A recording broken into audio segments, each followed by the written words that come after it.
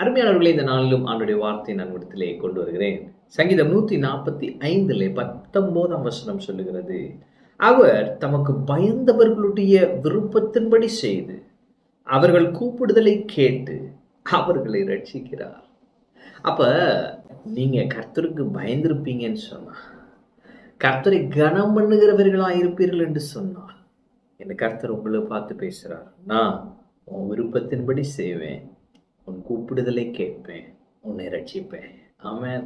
அப்ப நம்ம விருப்பத்தின்படி செய்ய ஒருவர் நமக்கு இருக்கிறார் என்கிற அந்த வெளிப்பாடே நமக்கு பெரிய பெரிய அற்புதங்களை எளிமையாக பெற வழி செய்யும் இல்லையா?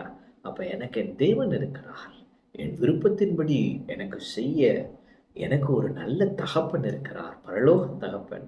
என் விருப்பத்தின்படியே எனக்கு செய்வார். ஆமென்.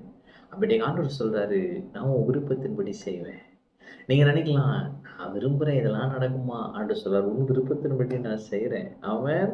அப்போ நமக்கு ஒரு பரலோக தகப்பன் இருக்கிறார். அவர் நம் விருப்பத்தின்படி செய்ய ஆவலா இருக்கிறார். இன்று உங்களை பார்த்து சொல்கிறார், உன் விருப்பத்தின்படி நான் செய்வேன், உன் கூப்பிடுதலை கேட்பேன்.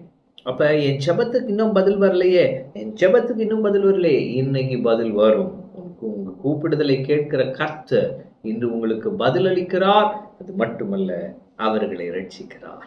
அப்ப இந்த நாளில் உங்களுக்கு தேவையானது ஒரு ரட்சிப்பு, ஒரு விடுதலை, ஒரு வெற்றியா இருக்கலாம். கர்த்தர் சொல்றாரு, இந்த நாளிலே நான் உன்னை ரட்சிப்பேன். ஆமென். அப்ப உங்க விருப்பத்தின்படி செய்ய உண்மையுள்ள தேவன் உங்களோடு இருக்கிறார். உங்கள் கூப்பிடுதலை கேட்கிற நல்ல தேவன் உங்களோடு இருக்கிறார். உங்களை ரட்சிக்க வல்லமையுள்ள தேவன் உங்களோடு இருக்கிறார். இந்த நாள் தேவன் உங்களை ஆச்சரியப்படுத்துவார். நீங்கள் ஆச்சரியப்படுவீர்கள்.